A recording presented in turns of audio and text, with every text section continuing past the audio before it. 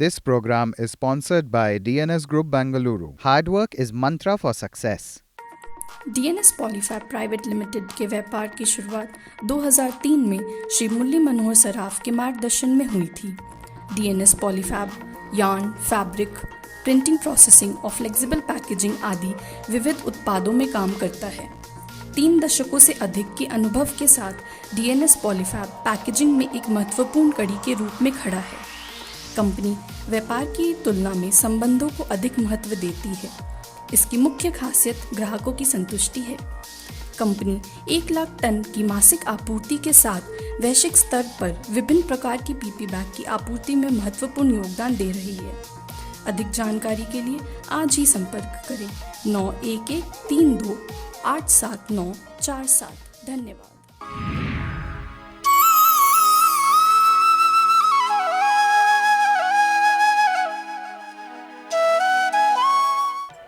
जय श्री कृष्णा। हमारे हनुमान। गीता प्रेस विश्व की महान धरोहरों में से एक है जो अब तक 1 शतक पूरा करने जा रही है। यह अपने सनातन साहित्य से ज्ञानवर्धन के साथ साथ आगे आने वाली पीढ़ियों को संस्कारित करने का भी कार्य कर रही है। आज हम इसी सनातन साहित्य के कुछ तथ्य, कुछ अनछुए पहलुओं को लेकर आपके समक्ष उपस्थित हैं। तो दर्शकों, मैं रश्मि मेनन आप सभी का बहुत बहुत स्वागत करती हूं और अब ले चलती हूं आप सभी को महाकाल की नगरी उज्जैन, जहां से शांतम से सीधे पंडित विजय शंकर मेहता जी आपका और हमारा अपनी ओजस्वी वाणी में ज्ञानवर्धन करेंगे और हमें अवगत कराएंगे हमारे इस साहित्य ज्ञान गंगा से। ओम शांति। पवन तनय तुम एक आधारा,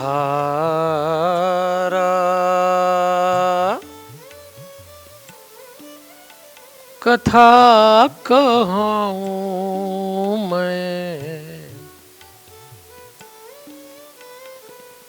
मति अनुसारा।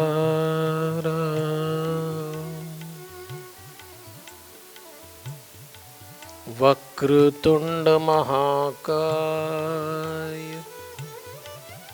सूर्यकोटि समप्रभ निर्विघ्नं कुरु मे देव शुभकार्येषु शुभ सर्वदा। गुरुर्ब्रह्मा गुरुर्विष्णु गुरुर्देव महेश्वर गुरुर्साक्षात् परब्रह्म तस्मै श्री गुरवे नमः। परमपिता परमेश्वर की बड़ी अनुग्रह भरी दृष्टि है और भगवान की असीम अनुकंपा है कि आज हम सब लोग हनुमान चालीसा के विश्व के पहले ध्यान केंद्र शांतम से खोज सत्य और शांति की इस विषय की अगली श्रृंखला में प्रवेश कर रहे हैं। उज्जैन में स्थापित शांतम, जहां से मैं बोल रहा हूं, वहां स्थापित परमात्मा के प्रत्येक स्वरूप को सादर नमन करते हुए देवलोकवासी स्वामी नारायण देव तीर्थ जी, स्वामी सत्यमित्रानंद गिरी जी, माँ प्रेमा पांडुरंग जी का पुण्य स्मरण करते हुए जूना पीठाधीश्वर आचार्य महामंडलेश्वर स्वामी अवधेशानंद गिरी जी को नमन करते हुए भक्ति भारती माँ प्रेमा पांडुरंग जी जो हमें पिछले वर्ष छोड़ गई, मैं उनका विशेष स्मरण कर रहा हूँ। श्री रविशंकर महाराज रावतपुरा सरकार को नमन, परम धाम पधारे हुए पूज्य पिताजी वल्लभदास जी को वंदन और आप सबके भीतर बैठे हुए दिव्यात्मा को सादर प्रणाम करते हुए देवियों सज्जनों, गीता प्रेस द्वारा अब 99 वर्ष पूरे कर लिए गए हैं। 15 भाषाओं में। आप विचार करिए 72 करोड़ पुस्तकों का प्रकाशन, ये सरल नहीं है। और अब हम जब 2023 अप्रैल में इसके पूरे 100 वर्ष मनाएंगे, तो विचार किया गया कि चलो खोज सत्य और शांति की इस विषय को लेकर जो साहित्य प्रकाशित हुआ है उसको युवा पीढ़ी से जोड़ें। मैं हर एपिसोड में आपको ये याद दिलाता हूँ, मेरा दायित्व है, क्योंकि कुछ नए श्रोता जुड़ते हैं और ख़ास तौर पे ये ध्यान में आ जाए कि जिस विषय को जिस दिन हम सुन रहे हैं उसकी भूमिका क्या है। इतना बड़ा साहित्य है हमारे सनातन धर्म का, ये तो सनातन साहित्य का महाकुंभ इसीलिए नाम दिया है। तो हमने 4 भागों में बांट दिया कि सतयुग, और उसमें हमारा निजी जीवन और वेद उपनिषद पुराण। उसके बाद त्रेता युग, तो उसमें हम अपना पारिवारिक जीवन देखेंगे, वाल्मीकि रामायण, रामचरितमानस, हनुमान चालीसा लेंगे। उसके बाद आएगा द्वापर, यानी हमारी प्रोफेशनल लाइफ, और उसमें हम महाभारत, गीता, इन विषयों को लेंगे। फिर ये कलयुग, कलयुग में जो हमारी जीवन शैली है उसको पूरे अलग अलग ढंग से कवर करें तो पंचदेव की भूमिका निकल के आती है। वो हैं गणेश जी, दुर्गा जी, विष्णु जी, सूर्य और शिव। इस तरह से हमने साहित्य को 4 भाग में बांटा। आज हम सतयुग में प्रवेश कर रहे हैं और एक ऐसे पुराण की चर्चा कर रहे हैं जिसे संसार श्रीमद् भागवत महापुराण के नाम से जानता है। 18 पुराणों में से एक निचोड़ है। मैं तो कहता हूँ कि व्यास जी ने इस ढंग से इस पुराण का गठन किया है कि सनातन साहित्य का कोई बिंदु इसमें नहीं छूटा, और इसीलिए हम इसकी चर्चा कर रहे हैं।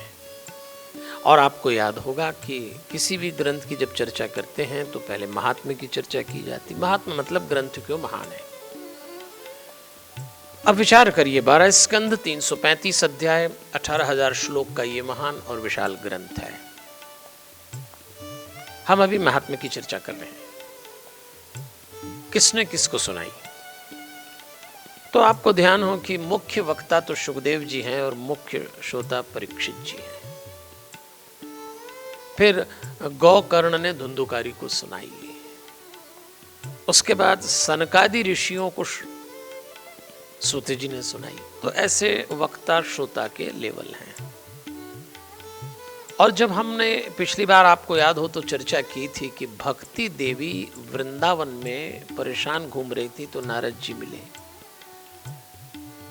2 युवक यानी भक्ति के 2 पुत्र ज्ञान और वैराग्य मूर्छित पड़े तो उनको भागवत सुनाई गई। और आज यहीं से हम विषय में चलेंगे कि देखिए, विचार करने वाली बात है। भागवत सुनने से हमारा ज्ञान और हमारा वैराग्य जागृत होगा और भक्ति को तो तसल्ली मिलेगी ही मिलेगी। इस ग्रंथ में ग्रंथकार ने ऐसा लिखा है कि जब ये कथा सुना रहे थे सनकादि ऋषि, उस समय शुकदेव जी का प्रवेश हुआ। तत्र अययो षोडश वार्षिकः तदा व्यासाद्मज ज्ञान महाब्धि चंद्रमाः। उसी समय 16 वर्ष की आयु से ऐसे दिखने वाले शुकदेव जी का उस कथा में प्रवेश हुआ। बस इस दृश्य को पकड़ के चलिए। 16 वर्ष की आयु से दिखने वाले। कौन कहता है कि भागवत बूढ़े लोगों का ग्रंथ है? इसका वक्ता युवा है, शुकदेव जी। हमारा उद्देश्य भी यही है कि आज हमारी युवा पीढ़ी के भीतर जो योग्यता है और उन्हीं की योग्यता से यह देश आगे चल रहा है और बहुत ऊपर जाएगा, प्रगति के नए नए सोपान चढ़ेगा। उस युवा पीढ़ी को जब सफलता मिले तो वह शांत न हो, उसका ज्ञान, उसका वैराग्य, उसकी भक्ति जागृत हो। इसलिए हम भागवत सुन रहे हैं और इसमें लिखा है कि वक्ता 16 वर्ष की उम्र, ये युवाओं का ग्रंथ है। इस भागवत को जब हम सुनते हैं तो हमको पता लग जाता है कि व्यावसायिक जीवन में परिश्रम रखिए, सामाजिक जीवन में पारदर्शिता रखिए, परिवार के जीवन में प्रेम रखिए और निजी जीवन में पवित्रता रखिए। सब कीर्तन करने लगे और इसीलिए मैं आपसे आग्रह करूंगा कि देवियों और सज्जनों, इस ग्रंथ को पूरी जागृति के साथ सुनिएगा। सुनने के लिए मत सुनिए, और केवल बड़े बूढ़े सुने ये भी कोई जरूरी नहीं है। इसको युवा लोग सुने, इसको जीवन में उतारें। बड़े बूढ़े तो सुनते ही हैं, सुनना भी चाहिए। मैं इतनी भागवत कथाएं करता हूं तो मैं देखता हूं मेरा जो ऑडियंस है उसमें सीनियर लोग बहुत होते हैं, युवा पीढ़ी गायब। और कई बूढ़े तो सुनने के लिए ही सुनते हैं, उनको तो ये मालूम भी नहीं होता कि क्यों सुना जाए, बस कथा आ रही तो सुन लो। जबकि हमको ये कथा उनके हाथों में सौंपना है जो हमारे बच्चे हैं। थोड़ी विनोद की बात है, हमारी जहां भागवत कथाएं होती हैं ना, तो वो नॉर्मली 3 से 6, 2 से 5 होती हैं, और सारे बड़े बूढ़े आ जाते हैं खाना भोजन करके, या जो भी श्रोता होते हैं, और खाना खा के आए और सोते हैं कथा में। अच्छा, ये कम वक्त नींद और कभी नहीं आती, कथा में बड़ी मीठी आती है, खूब सोते हैं लोग। हम इधर शुरू वो उधर शुरू। एक बार तो मुझे अच्छी तरह याद है कि मैं कथा करूं और लोग सो जाते और डरते भी नहीं है। ऐसी तो कथा जीवन में नहीं उतरेगी। फिर इसमें चर्चा आती है, ग्रंथकार ने बताया कि भागवत की कथा कब किसने किसको बोली। सुखदेव जी ने परीक्षित को सुनाई, गोकर्ण जी ने धुंधुकारी को सुनाई, सनकादि ऋषियों ने सबको सुनाई थी, खासतौर पे भक्ति देवी के ज्ञान और वैराग्य पुत्र को जगाने के लिए। ऐसे वक्ता श्रोता, और हम और आप सुन रहे हैं। और यहीं आके ग्रंथकार ने महात्म्य का समापन किया। मैंने आपको बताना, इसमें 12 स्कंध हैं, 12 चैप्टर, सेक्शन कह लें आप उसको। तो अब हम चल रहे हैं प्रथम स्कंद में। ये बात ध्यान रखिएगा कि सनातन साहित्य का निचोड़ है ये, निचोड़। और जब प्रथम स्कंद आरंभ होता है तो लिखा गया है सत्यम परम धीमहि, सत्य को स्थापित किया है। फिर इसमें 3 मंगलाचरण है। फिर इसमें प्रसंग आया है कि व्यास जी ने अपने बेटे शुकदेव को बुलाया, क्योंकि शुकदेव जन्म लेते ही वैराग्य में उतर गए, तो चल दिए, बुलाया। उसके बाद एक प्रसंग आता है। देवियों सज्जनों, ऐसा हुआ, नैमिषारण्य में 88,000 साधु संत इकट्ठे हुए, जिनको शौनकादि ऋषि कहते हैं। और उन शौनकादि ऋषियों को सूत जी ने कथा सुनाई। उन ऋषियों ने सूत जी को आसन पे बैठाया। अतः सूत जी कौन थे? सूत जी कथा बहुत अच्छी सुनाते थे। एक ऐसे ऋषि थे जो कथा में से सार तत्व निकाल के जीवन से जोड़ के लोगों को प्रस्तुत करते। तो 88,000 शौनकादि ऋषि इकट्ठे हुए, सूत जी को आसन पे बैठा के पूछते हैं, महाराज हमारे मन में 6 प्रश्न हैं, आप इनका उत्तर दीजिए। पहला, शास्त्रों का तत्व क्या है? दूसरा, नारायण देवकी के पुत्र कैसे बने?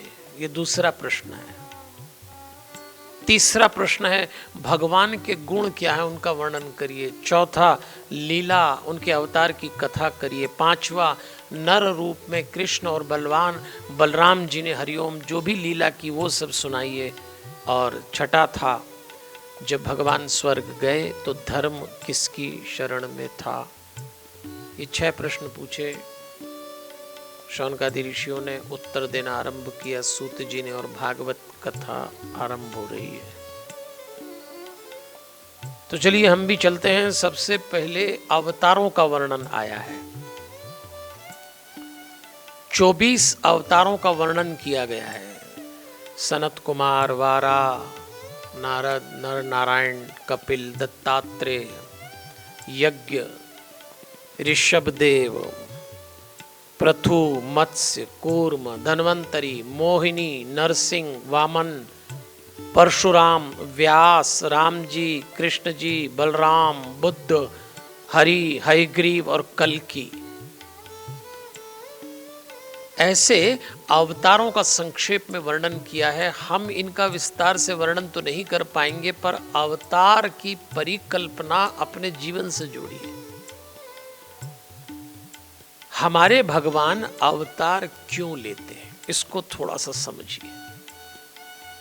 क्या आवश्यकता होती जो परमात्मा अवतार बन के आता है? अवतार शब्द का अवतरणिका से बन, ऊपर से नीचे उतरना, अवतरणिका।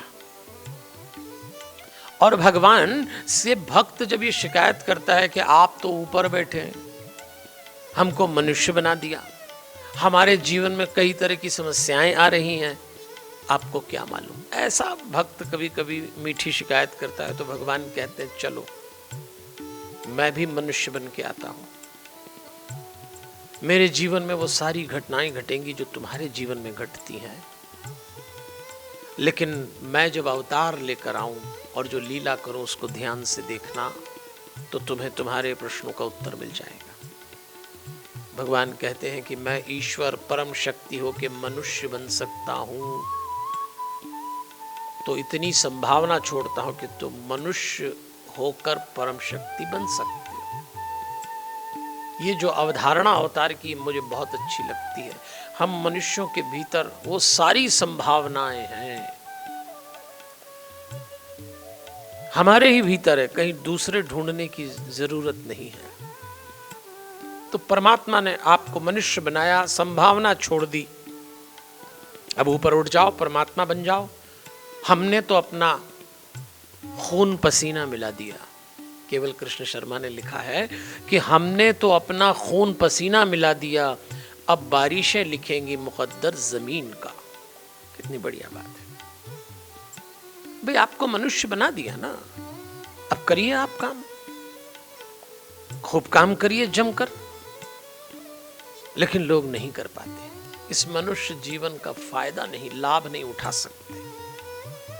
आपको मालूम है ये गीता प्रेस के पुस्तकों का प्रकाशन का काम जय दयाल गोविंदका जी, हनुमान प्रसाद जी और भी जितनी परंपरा के लोग हैं, इन्होंने क्यों किया? हम मनुष्यों को अपनी मनुष्यता के गौरव की अनुभूति कराने के लिए। इस प्रकाशन का और कोई उद्देश्य नहीं, आप अपने को जान सकें, इसलिए साहित्य का कंपाइलेशन करके हमको प्रस्तुत किया गया। और देवियों और सज्जनों, जब व्यास जी दुखी हो गए कि उनका बेटा शुकदेव जन्म लेते ही मुझे छोड़ के जा रहा है, शुकदेव ने तो अपने पिता को समझाया वैराग्य का अर्थ, तो नारद जी ने भी समझाया। और नारद जी ने कहा कि व्यास जी मोह मत करिए, मेरे जीवन के बारे में सुनिए। मेरी मां दासी थी, वेदवादी ब्राह्मणों की सेवा करती, मैं मां के साथ रहता, मैं बोलता कम था लेकिन भगवान की सेवा मैं भी करता। भागवत में नारद जी ने अपने परिचय में एक बात और लिखी है, मैं बोलता कम था, अल्पभाषिणी। अल्पभाषिणी नारद भक्ति का प्रतीक है, भक्त कैसा हो नारद से सीखें। तो यदि आपको भक्त बनना है तो अल्प भाषणी, इस शब्द पे ध्यान दीजिए, कम बोला करें। हम लोग बहुत बोलते हैं, कम बोले। बोलना हमारी जरूरत होना चाहिए, बोलना हमारी आदत बन गया। फिर नारद जी बताते हैं, एक बार मेरी माँ को सांप ने डसा, वो संसार छोड़ के चली गई। तो मैं परमात्मा को याद करने लगा। भक्तों का मंगल चाहने वाले परमात्मा जो अनुग्रह करते हैं, उन्होंने मुझे दर्शन दिए। ईशस्य भक्ता नाम शम अभिसप्तः अनुग्रहम मन्यमानः। भगवान अपने भक्तों पर अनुग्रह करने के लिए प्रकट भी हो जाते हैं। ऐसे अनेक उदाहरण मिलेंगे। अभी नारद जी का चल रहा है, लेकिन भगवान जी प्रकट हुए, नारद को दर्शन दिए और गायब हो गए। तो नारद ने पूछा, मैं आपका रूप देखना चाहता हूँ। जरा ध्यान, मैं ये कथा सिर्फ आपको इसलिए सुना रहा हूँ कि ये कथा हमारे जीवन के लिए बड़ी महत्वपूर्ण हो जाती है। हम चाहते क्या है? परमात्मा को। परमात्मा कौन? शांति, आनंद, प्रसन्नता, धर्म, परंपरा, नैतिकता, चरित्र, ये सब मिल जाएं तो परमात्मा। अगर एक ही बात पकड़ ले, शांति। अगर आप भक्त हैं तो आपका उद्देश्य होना चाहिए भगवान प्राप्त हो, और भगवान का एक रूप शांति है, तो भक्त को कभी अशांत नहीं होना चाहिए। तो भगवान ने एक शर्त रखी कि नारद, मैंने तुम्हें एक बार दर्शन दिए पर दोबारा नहीं दे सकता, क्योंकि जिनकी वासनाएं पूर्णतः शांत नहीं होती, मेरा दर्शन उनके लिए दुर्लभ है। ऐसा भगवान ने भागवत में बोला नारद को। जिनकी वासनाएं शांत नहीं होती, वो मेरा दर्शन नहीं कर सकते। अविपक्व काषायणाम दुर्दश अहम कुयोगिनाम। कुयोगिनाम, जो अपूर्ण है, वासनाओं में डूबे हैं, मेरी सेवा में जो अपूर्ण है, उनको मैं दर्शन नहीं दे सकता। मैं तो केवल एक बात आपसे कहना चाहूंगा, अगर वासनाएं जागृत हैं तो परमात्मा मिलने की संभावना समाप्त हो गई। इशारा आ रहा है। ये साहित्य आपको क्या समझा रहा है? अपनी वासनाओं पे नियंत्रण करिए। ये साहित्य सिर्फ इसीलिए है जिसको गीता प्रेस का साहित्य कहते हैं। नारद जी कह रहे हैं, मेरी मृत्यु हो गई, फिर मैं ब्रह्मा जी के श्वास में प्रवेश करके नारायण में चला गया। बाद में ऋषियों के साथ ब्रह्मा जी ने मेरा भी जन्म किया, और उसके बाद मैं भगवान का यशोगान कर रहा हूं। अब ये नारद जी ने अपनी बात व्यास जी को सुनाई कि मैं भगवान का यशोगान कर रहा हूं, तो तुम भी करो। इसीलिए उन्होंने भागवत लिखी। इसीलिए ये पूरा गीता प्रेस का साहित्य आपके हाथों में है। ये भगवान का यशगान है। और अगली बात नारद की सुनिए कि भगवान का यशगान करने से मिलता क्या है। भगवान का यशगान उनकी सेवा है। तो भगवान की सेवा करने से जैसी शांति मिलती है, वैसी योग आदि से नहीं मिलती। ऐसा वो कह रहे हैं। मुकुंद सेवया यद्वत् तथा आत्मा अध्यान शाम्यति। शाम्यति, शांति नहीं मिलेगी, तुष्टि नहीं मिलेगी। हाँ, अगर आप भगवान का यशोगान करेंगे तो जरूर मिलेगी। ये जो श्रृंखला चल रही है, विचार श्रृंखला, जिसे सनातन साहित्य का महाकुंभ कहा गया, ये यशोगान है। आपको शांति की ओर ले जाने का प्रयास है। हम 100 वर्ष पूरे करें, उसके पहले हम शांति के इस सूत्र को, इस फॉर्मूले को अपने बच्चों तक सौंप दें। तो नारद जी ने बहुत साफ साफ कहा, व्यास जी यशोगान करिए। जो यशोगान व्यास जी ने भागवत के रूप में किया, वही हम सुन रहे हैं। और ऐसा अद्भुत साहित्य कि इसके अंदर सब आ गया। आप वेद अलग से न पढ़ना चाहें, पुराण अलग से न पढ़ना चाहें, और भी कोई ग्रंथ गहराई से आपके पास समय न हो, रुचि न हो, तो केवल भागवत से गुजर जाइए। प्रतिनिधि, सनातन साहित्य का प्रतिनिधि ग्रंथ। ये तो हर ग्रंथ महान है, लेकिन आपकी दृष्टि से सरल बना के हम विचार कर रहे हैं। सूत जी कथा सुना रहे हैं शौनकादि ऋषियों को, और भागवत में यही अब ग्रंथकार व्यास जी महाभारत लेकर आ रहे हैं। ये जो ग्रंथ है ना, इस एक ग्रंथ में 4 ग्रंथ समाये हैं। रामायण जीना सिखाती है, महाभारत रहना सिखाती है, गीता करना सिखाती है, भागवत मरना सिखाती, आर्ट ऑफ डाइंग। मरना भी एक कला है। तो चलिए अभी हम चलते हैं, यहां प्रवेश हो रहा है महाभारत का। क्यों? क्योंकि व्यास जी महाभारत के ट्रांस में थे। उन्होंने पहले महाभारत लिखा, वो अशांत हुए, तो नारद जी ने उनसे कहा कि व्यास जी, आपकी अशांति इससे मिटेगी कि आपने जो कथा महाभारत लिखी है, इसमें भाई से भाई का झगड़ा है, मनुष्य के षड्यंत्र हैं। अब आप शांति प्राप्त करना चाहें तो आप ऐसा ग्रंथ लिखिए जिसके नायक भगवान हो। तो उन्होंने कृष्ण जी को नायक बना के भागवत लिखी, तो शांत हुए। हम भी होना चाहिए। मैं फिर आपको बार बार याद दिलाता हूँ, हमारा स्टैंडर्ड ये होना चाहिए, इस कथा को, इस साहित्य को, इस अभियान से जुड़ने के बाद जो हमारी पहली उपलब्धि होगी, हम शांति प्राप्त करें। हमारे युवा बच्चे इन दिनों बहुत शांत हैं, योग्य बहुत हैं, सफलता भी अर्जित कर रहे हैं, सुख की कोई कमी नहीं, शांति के पते नहीं है। तो वो काम हमें करना चाहिए समय रहते हैं। तो चलिए महाभारत में प्रवेश करते हैं। क्या घटना घटती महाभारत में, थोड़ा सा समझते हैं। एक घटना घट गई, यहीं से हम महाभारत को आरंभ कर रहे हैं, जो भागवत में आई है। घटना इस तरह से घटती है कि 18वें दिन दुर्योधन भागा और एक कीचड़ के गड्ढे में छुप गया। अश्वत्थामा, कृपाचार्य और कृतवर्मा, ये तीनों दुर्योधन से मिले और इन्होंने कहा, हमें दुख है। दुर्योधन ने भी कहा, मैं पराजित हो गया, मेरे सारे भाई मारे गए।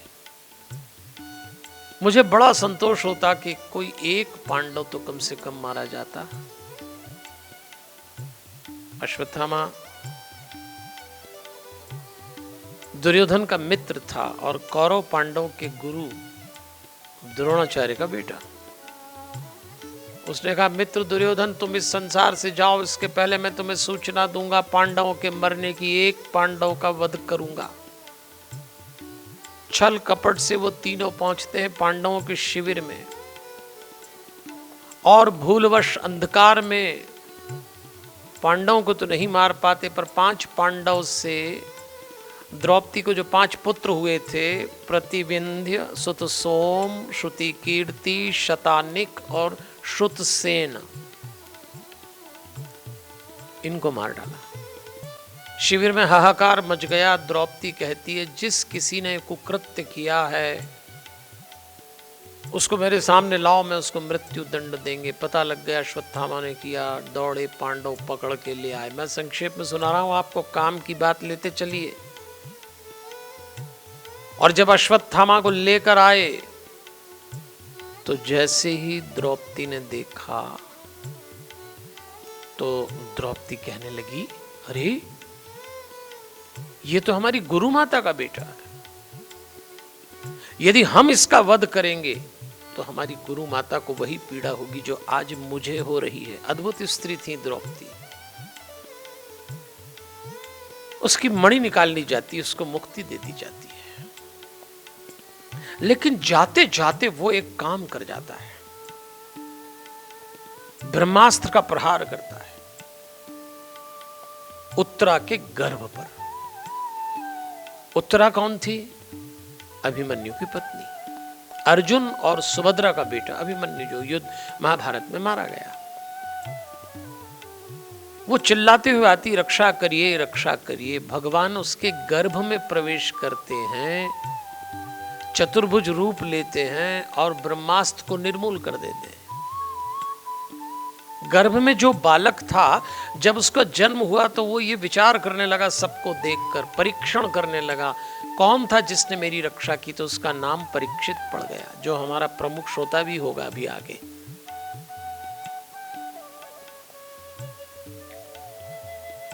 ऐसे भगवान ने रक्षा तो की। देखिए कहां जाके की, गर्भ में। भगवान जब अपने भक्त की रक्षा करने पर उतरता है तो उर में भी प्रवेश कर जाता है और उदर में भी प्रवेश कर जाता है। उर यानी हृदय, उदर यानी पेट। सोचिए किस सीमा तक वो अपने भक्तों की रक्षा करते हैं भगवान। और अब भगवान ने विचार किया कि चलो द्वारका, युद्ध हो गया, पांडव विजयी हुए, राजा बन गए। तो जैसे अपने रथ में चढ़कर चलने लगे तो देखा सामने एक आकृति खड़ी और उसने रथ का रास पकड़ ली, रोक लिया रथ को। भगवान नीचे उतरे तो देखा बुआ कुंती थी। प्रतिदिन भगवान का नियम था कि वो कुंती जी को प्रणाम करते, माँ जैसा मानते थे, बड़ा मान करते थे भगवान अपनी बुआ कुंती का, बिल्कुल माँ जैसा। भगवान आगे बढ़े प्रणाम करने के लिए, लेकिन उसके पहले एक घटना घटती। अभी भगवान आगे बढ़े ही थे कि कुंती आगे बढ़ गई, और कुंती ने जब भगवान को प्रणाम किया तो भगवान ने कहा, बुआ ये आप क्या कर रही हैं? ये तो शोभा नहीं देता आपको। मैं आपको प्रतिदिन प्रणाम करता हूं, आप क्यों कर रही हैं? आप बुआ हैं, मैं आपका भतीजा हूं। तो कुंती कहती, बस कृष्ण, बस बहुत हो गया, बहुत हो गया बुआ और भतीजे का खेल। मैं जानती हूं कृष्ण तुम परमात्मा हो। कृष्ण मैं तुमको तब से जानती हूं जब तुम गोकुल में गोबर में पैर थपथपाते थे, जब तुम व्रज में जंगल में जाके लकड़ियां बीनते थे, मटकियां तुमने फोड़ी, माखन तुमने चुराया, मेरे बच्चों की रक्षा करने के लिए तुमने घोड़ों की रास अपने हाथ में ली, सारथी बन गए। लेकिन बस अब नहीं, मेरा जीवन पूरा हो रहा है। तो कुंती तुमसे निवेदन करती है कि अब एक बार भगवान बन जाओ और मैं भक्त हो जाऊं। ये बुआ भतीजे का खेल बंद करो, भक्त और भगवान की लीला करो। ये भक्त तुमसे मांग करती है, एक बार भगवान बन जाओ, मैं संसार से जाने वाली हूं।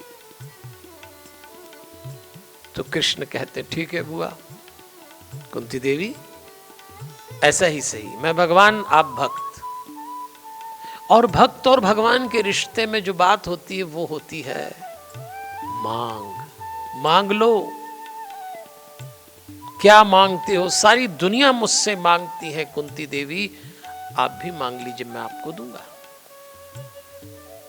और उस दिन कुंती ने जो मांगा, शायद दुनिया में कभी किसी भक्त ने भगवान से ऐसा नहीं मांगा होगा। कुंती हाथ जोड़ के कहती है, कृष्ण यदि देना ही चाहते हो तो मुझे दुख दे दो। दुख? भगवान पूछा, दुख मांग रही हो आप? क्योंकि भगवान जानते थे कुंती वो स्त्री है जिसने अपने जीवन में कभी सुख नहीं देखा। एक दुख मिटता उसके जीवन में दूसरा आ जाता। और ये सही है, भगवान कुछ लोगों को दुख की प्रयोगशाला बना लेते हैं, एक मिटाओ दूसरा आ जाता है। कुंती कहती, इतना दुख दो, इतना दुख दो कृष्ण, दुख में तुम बहुत याद आते हो। और ये बिल्कुल सही है। जब हमारे जीवन में कोई बहुत बड़ा दुख आता है, हम परमात्मा के निकट चले जाते हैं। कभी कभी तो इच्छा होती परमात्मा की कंधे पकड़ लें, उससे लिपट जाएं। दुख में हम परमात्मा के निकट चले जाते हैं। तो कुंती कहती है, दुख दो कृष्ण, दुख दो, ऐसे सुख पे सिला पड़े जो हरि को नाम भुलाए, बलिहारी बात दुख की जो हरि को नाम रटाए। कुछ ऐसा कुंती ने दृश्य पैदा किया। भगवान देखते रह गए। देवियों और सज्जनों, हमें भी समझना चाहिए कि जीवन में दुख कभी किसी के खत्म नहीं होंगे। हम पूरी ताकत लगाते हैं, दुख ना आए, दुख ना आए। हम पूरी जुट जाते हैं कि सुख आए, सुख आए। और दुनिया का कोई सुख ऐसा बना ही नहीं जो बिना दुख के आए। हाँ, बस ये है कि दुख तो आएगा, पर यदि आप भक्त हैं, भगवान से जुड़े हुए हैं, तो दुख से निपटने के लिए अतिरिक्त शक्ति भगवान दे देगा। फिर कुंती कहती है, कृष्ण एक निवेदन है। भगवान ने कहा, बोलिए। तो बुआ ने कहा, कृष्ण कुछ दिन और रुक जाओ। कुंती के हट के आगे भगवान को रुकना पड़ा, रथ से उतर गए। एक बात याद रखिए, ये हमारा जो सर्वशक्तिमान परमात्मा है ना, एक ही जगह कमजोर हो जाता है, एक ही जगह, और वो है भक्त के आग्रह के आगे। ये परम शक्तिमान कमजोर पड़ जाता है।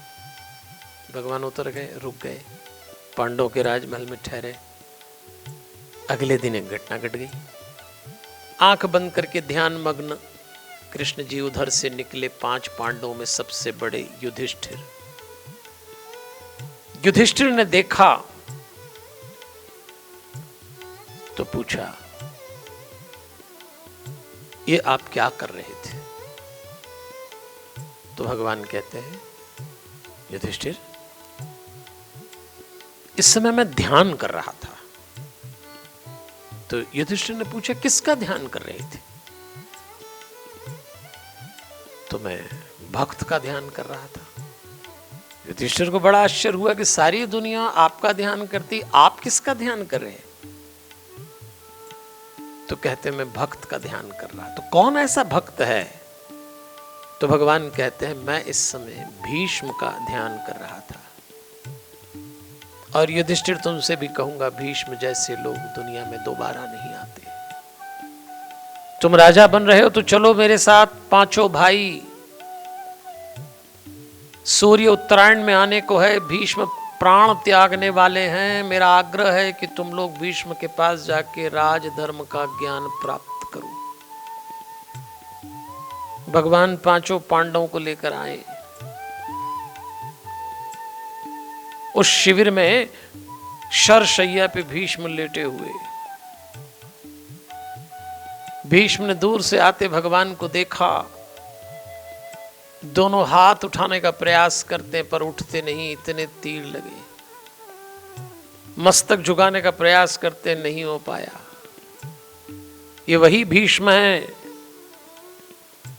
जब हाथों में शस्त्र लेते तो बड़ी बड़ी सत्ताएं पराजित हो जाती। आज इतने लाचार हैं कि परमात्मा को नमन नहीं कर सकते। इसको बुढ़ापा कहते हैं।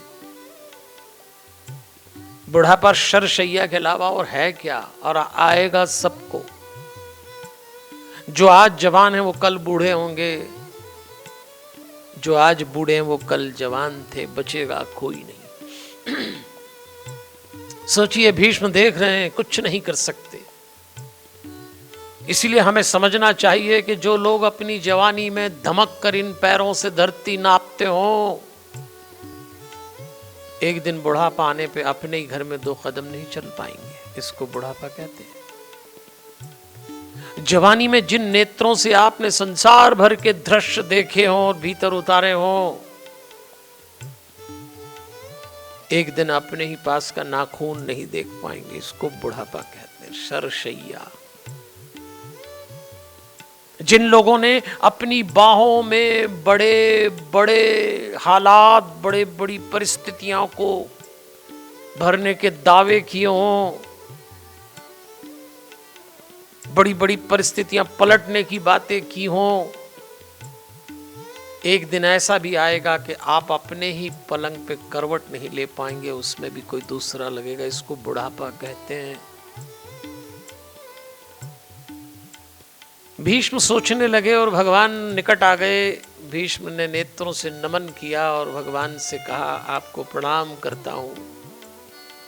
तब भगवान ने कहा, भीष्म जी, मैं 5 पांडवों को लाया हूं। युधिष्ठिर राजा बन गए, आप इन्हें राजधर्म का ज्ञान दीजिए।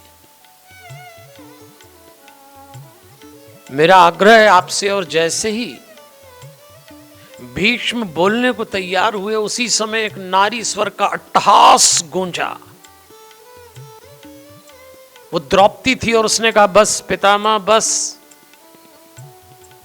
आपके मुंह से ये राजधर्म की बातें अच्छी नहीं लगती। ये आपका राजधर्म उस दिन कहां चला गया था जब भरी सभा में दुर्योधन के आदेश पे दुशासन ने मुझे अपमानित किया। मैं गिड़गिड़ाई, मैं रोई, मैंने आपकी चौखट पे अपना माथा पटका था पितामह। आपने गर्दन नीची कर ली। यदि आपका राजधर्म उस दिन निर्णय नहीं ले सकता तो आज किस अधिकार से आप बोल रहे हैं? शिविर की उस सभा में सन्नाटा छा गया और उस सन्नाटे को चीरा भगवान कृष्ण ने। हमारे कृष्ण विसंगतियों का मूर्तिमान पुंज हैं। हाथ रखते हैं द्रौपदी के कंधे पे और कहते हैं, पांचाली तुम बोलती बहुत अच्छा हो। द्रौपदी भगवान कृष्ण की भक्त थी, बहन थी, सहेली थी। कृष्ण ने कहा, द्रौपदी तुमने बोला तो बहुत अच्छा, पर बेटा एक जगह चूक गई। याद रखना द्रौपदी, मनुष्य एक घटना नहीं होता, मनुष्य घटनाओं का जोड़ होता है। ये जिस व्यक्ति भीष्म पर तुम आरोप लगा रही हो, ये अपने आचरण, अपने चरित्र में बड़ा दिव्य है। किसी एक घटना में ये दोषी होगा, लेकिन आप उसको संपूर्ण नहीं बना सकते। किसी एक घटना में आप किसी मनुष्य को ऊपर उठा देख सकते हैं, उसी मनुष्य को किसी और घटना में नीचे गिरा दे सकते हैं। मनुष्य घटनाओं का जोड़ होता है। कभी किसी को खंड खंड करके मत देखना द्रौपदी। अगर आप किसी मनुष्य को खंड खंड करके देखेंगे तो आप उसका मूल्यांकन अनुचित कर जाएंगे। मनुष्य को घटनाओं से जोड़ कर देखिए, तोड़ कर नहीं। बड़ी गहरी बात भगवान कह रहे हैं। हमें भी अपने जीवन में इसको लागू करना चाहिए। किसी मनुष्य को किसी एक घटना में आप देख लें और निर्णय कर दें, ऐसा न करें। अपरिपक्वता है ये बिल्कुल सतही निर्णय होगा। द्रौपदी चुप हो गई, तब भगवान ने कहा, अब बोलिए भीष्म जी। तो भीष्म कहते हैं, आपका आदेश है तो मैं बोलूंगा, पर मेरा एक निवेदन है। पहले मेरे एक प्रश्न का उत्तर दीजिए। भगवान ने कहा, पूछिए। तो भीष्म कहते हैं, एक बात बताइए कृष्ण जी, मैंने अपने जीवन में कभी कोई गलत काम नहीं किया। मेरे चरित्र पे कभी किसी स्त्री का लांछन नहीं लगा। फिर ऐसा क्या हुआ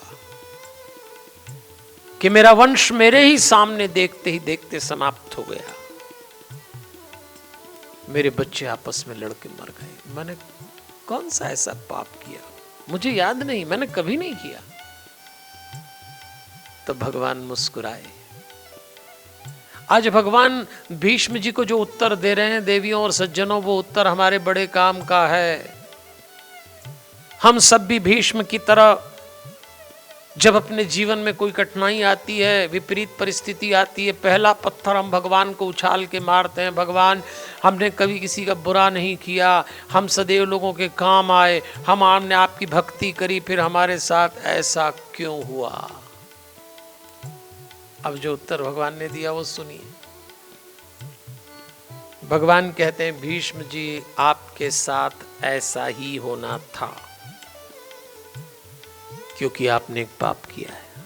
भीष्म ने कहा, अरे मुझे याद नहीं कि मैंने कभी कोई पाप किया है। तो भगवान कहते हैं, आप मनुष्यों के पाप का हिसाब रखना ही मेरा काम है। यदि आप लोग अपने पाप का हिसाब रखो तो रोज बही खाते बदल दो। मैं बताता हूं आपने कौन सा पाप किया। ये द्रौपदी जिस दिन भरी सभा में रो रही, चीख रही, न्याय मांग रही, उस दिन आप नीचे गर्दन करके बैठ गए। सुनिए भीष्म जी और देवियों और सज्जनों, आज भगवान ने जो बात बोली हम भी सुन लें। भगवान ने कहा, जब किसी व्यवस्था में, जब किसी परिवार में कोई अधिकार संपन्न व्यक्ति बुरी स्थिति, विपरीत काल, संकट में, अनुचित के समय यदि अपने अधिकार का उपयोग न करके तटस्थ हो जाए तो मेरी दृष्टि में वो पाप है। अनुचित का प्रतिकार करना पड़ेगा। अगर अधिकार है, अगर आपके पास नेतृत्व है। जो बात भगवान भीष्म जी से कह रहे हैं हमें समझना पड़ेगी, हमें मानना पड़ेगा इस बात को। और भीष्म जी ने राजधर्म का ज्ञान दिया। भगवान द्वारका चले गए। फिर भगवान देवलोक गमन करते हैं, अर्जुन रानियों को लाते हैं। ये सब कथा आगे आएगी। अब भागवत में ग्रंथकार एक कथा सुना रहे हैं। पांडव स्वर्गारोहण कर गए और उनके वंश में राजा बने परीक्षित, अभिमन्यु और उत्तरा के बेटे, जिनकी रक्षा की भगवान ने गर्भ में। बड़े योग्य, बड़े तपस्वी। परीक्षित एक दिन शिकार खेलने निकले। अचानक उनकी दृष्टि पड़ी तो उन्होंने देखा खेत में एक काला व्यक्ति एक गाय और एक बैल को मार रहा। तो उन्होंने पूछा, आप कौन हैं, क्यों मार रहे हैं इनको, क्या परिचय है आपका? तो उस काले से व्यक्ति ने कहा, मैं कलयुग हूं, ये गाय धरती है, बैल धर्म है। ये परिचय हो गया। मार क्यों रहे हो? तो मेरे आने का समय हो गया। कलयुग ने कहा, मैं जब आता हूं तो पहला प्रहार धर्म और धरती पर करता हूं, तो मैंने अपना काम आरंभ कर दिया और मैं आप ही की प्रतीक्षा कर रहा था। मुझे प्रवेश देने की अनुमति आपको देना है, आप राजा हैं। परीक्षित ने मना कर दिया कि मेरे होते हुए कलयुग तुम्हारा प्रवेश नहीं हो सकता। तो कलयुग ने कहा, आप क्या प्रकृति का कर्म बदल देंगे, काल की चाल बदल देंगे? मेरा समय आ गया, कलयुग। तो परीक्षित ने कहा, ठीक है, फिर 4 स्थान तुम्हें देता हूं। द्यूत, जुआ, मदिरा, व्यभिचार और हिंसा। ये 4 स्थान ऐसे हैं जहां से तेरा प्रवेश होगा। तो कलयुग ने कहा कि ये तो बड़े रिजर्व स्थान है, आरक्षित हैं। कोई ऐसा स्थान दीजिए जहां सहजता से मेरा प्रवेश हो। तो राजा ने कहा, चलो स्वर्ण 5वां, सोना, गोल्ड। उस समय लेन देन की जो करेंसी थी वो सोने की गिन्नियां हुआ करती थी। याद रखिए, कलयुग के ये 5 स्थान हो गए हैं। द्यूत, जुआ कभी न खेलें, मदिरा न पिए, व्यभिचार न करें। व्यभिचार का अर्थ होता है अपनी स्त्री के होते हुए दूसरी स्त्री से संबंध रखना, अपने पुरुष को होते हुए दूसरे पुरुष से संबंध रखना, और हिंसा। और आपकी आमदनी के साधन अगर पवित्र नहीं हैं तो अपवित्र आय से आपके घर में कलयुग का प्रवेश होगा। ये 5 काम न करिए। इस पीढ़ी को समझाइए, जुआ, मदिरा, व्यभिचार, हिंसा और गलत ढंग से पैसा कमाना, ये कलयुग का आमंत्रण है। कलयुग का क्या अर्थ? अशांति, कलह, बेचैनी, परेशानी, नियम के विपरीत जीवन। सीधी सी बात। मैं तो कहता हूं कलह, अशांति है ना कलयुग। ज्यादा मत चक्कर में पड़े। ये जो अनुष्ठान हम कर रहे हैं गीता प्रेस के सनातन साहित्य के महाकुंभ का, ये सिर्फ इसीलिए है कि आपके जीवन में कलयुग का प्रवेश इन मार्ग से न हो जाए। पढ़िए आप साहित्य, जिन संतों ने तैयार किया है वो इसीलिए किया है। सारी दुनियादारी इन 5 कामों में सिमटी है। हम दुनिया प्राप्त करने के लिए दौड़ रहे हैं, पर ले आते हैं कलयुग को, जिस दुनिया को ढूंढने बाहर निकला था। राहत साहब का शेर है कि जिस दुनिया को ढूंढने बाहर निकला था, मिली तो, मगर दुनियादारी मेरे घर में ले आई। ये जब आप बाहर निकलते हैं तो बाहर से कुछ ऐसा अपने घर में ले आते हैं, उसको कहते हैं कलयुग, जिसको दुनियादारी कहते हैं। राजा अपने घर आ गए। अगले दिन शिकार पे निकले परीक्षित जी। अपनी अलमारी का दरवाजा खोला, बहुत सारे मुकुट थे उनके पास। तो सोचने लगे आज कौन सा पहनूं। एक मुकुट निकाला तो मंत्रियों ने कहा कृपया ये न पहने, क्योंकि ये जरासंध का मुकुट है, जिसकी जो बड़ा दुष्ट राजा था और जिसको आपके दादा भीम मार कर लाए थे। अच्छा, किसी को कोई काम न करने को कहो तो वो जरूर करता है। बस तो परीक्षित ने वो मुकुट पहन लिया।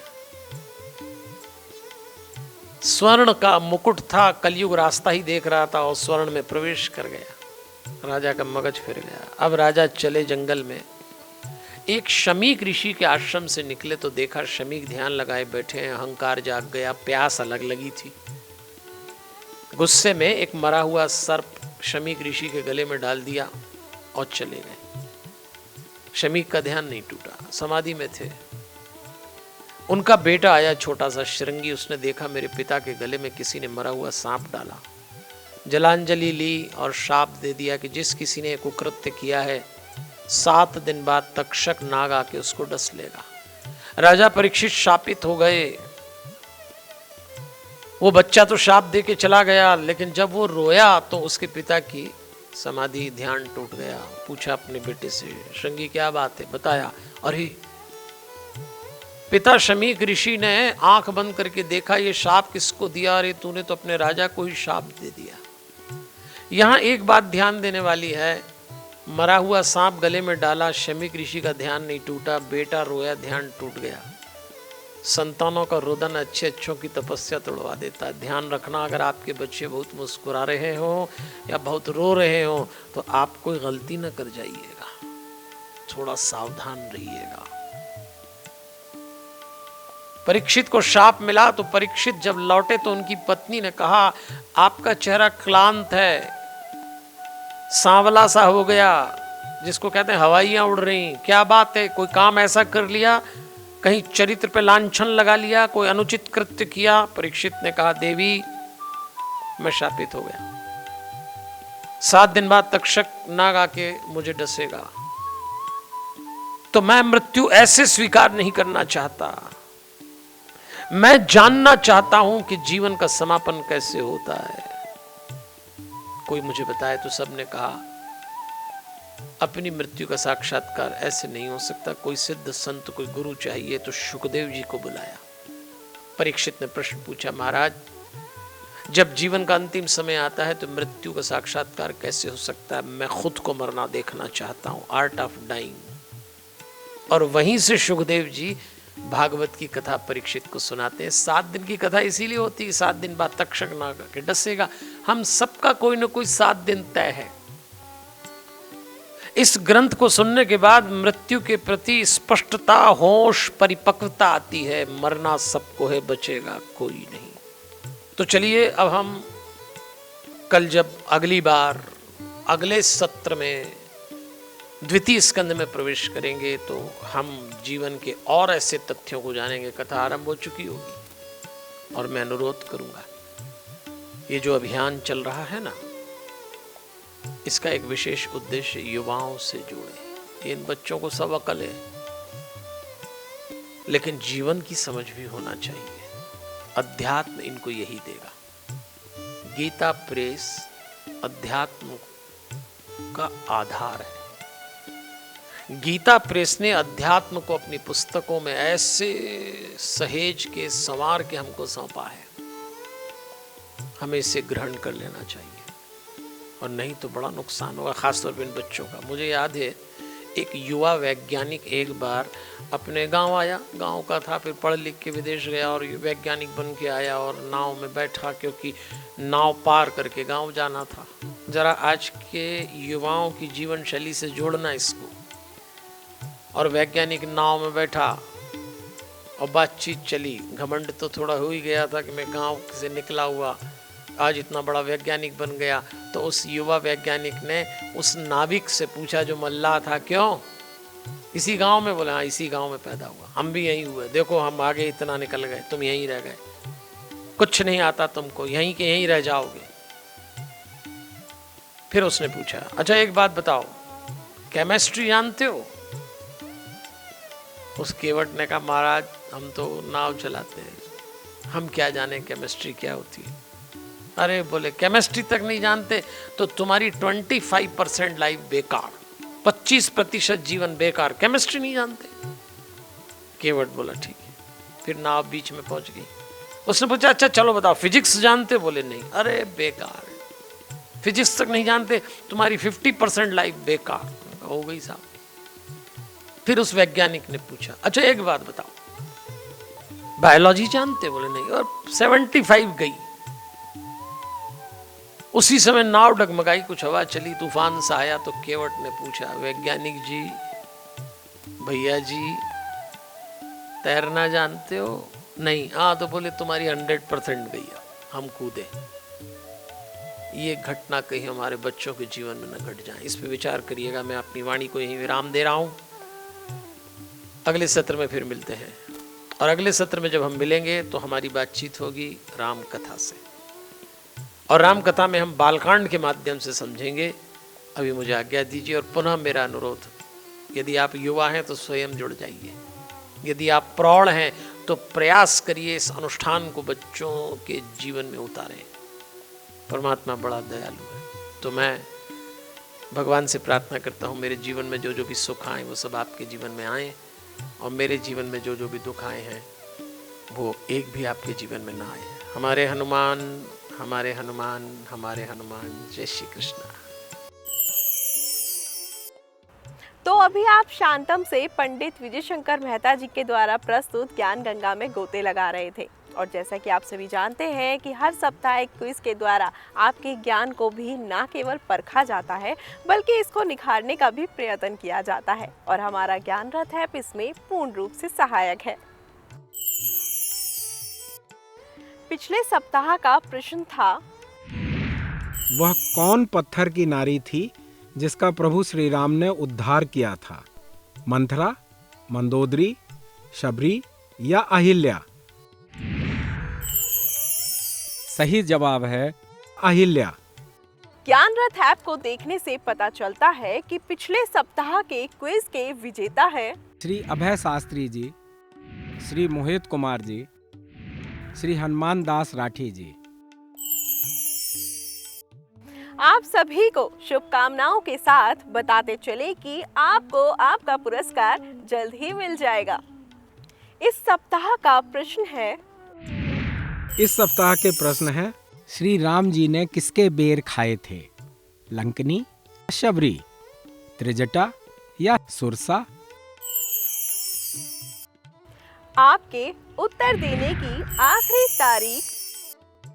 अब समय की कमी को देखते हुए आपको बताते चले कि आप सभी अपने अपने उत्तर ज्ञान रथ ऐप पर भेज सकते हैं, जिसकी जानकारी तथा पुरस्कारों की जानकारी नीचे दी जा रही है।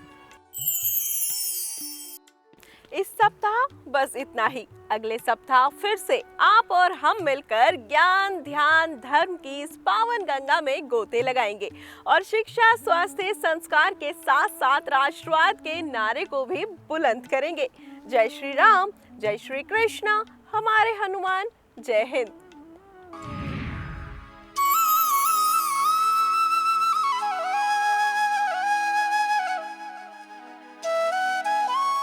This program was sponsored by DNS Group Bangalore. Hard work is mantra for success. DNS Polyfab private limited के व्यापार की शुरुआत 2003 में श्री मुरली मनोहर सराफ के मार्गदर्शन में हुई थी। DNS Polyfab yarn, fabric, printing, processing और फ्लेक्सिबल पैकेजिंग आदि विविध उत्पादों में काम करता है। 3 दशकों से अधिक के अनुभव के साथ DNS पॉलीफैब पैकेजिंग में एक महत्वपूर्ण कड़ी के रूप में खड़ा है। कंपनी व्यापार की तुलना में संबंधों को अधिक महत्व देती है। इसकी मुख्य खासियत ग्राहकों की संतुष्टि है। कंपनी 1 लाख टन की मासिक आपूर्ति के साथ वैश्विक स्तर पर विभिन्न प्रकार की PP बैग की आपूर्ति में महत्वपूर्ण योगदान दे रही है। अधिक जानकारी के लिए आज ही संपर्क करें 9132 87947। धन्यवाद।